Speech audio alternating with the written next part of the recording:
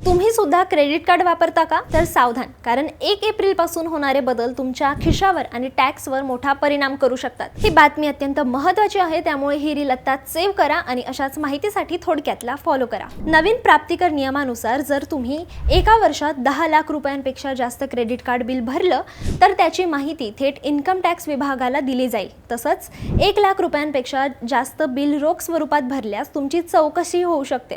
आता pan card अर्जासाठी तुम्ही क्रेडिट कार्ड स्टेटमेंटचा वापर पत्त्याचा पुरावा म्हणून करू शकता, पण ते 3 महिन्यांपेक्षा जास्त जुनं नसावं. याशिवाय नवीन क्रेडिट कार्ड घेण्यासाठी आता पॅन कार्ड अनिवार्य असेल आणि कंपनीने दिलेल्या कार्डचा वैयक्तिक वापर केल्यास त्यावर टॅक्स भरावा लागेल. टॅक्स भरण्यासाठी आता क्रेडिट कार्ड आणि डेबिट कार्डला अधिकृत मान्यता देण्यात आली आहे, ज्यामुळे व्यवहार अधिक पारदर्शक होतील. मोठे व्यवहार करताना आता अधिक काळजी घेणं गरजेचं आहे.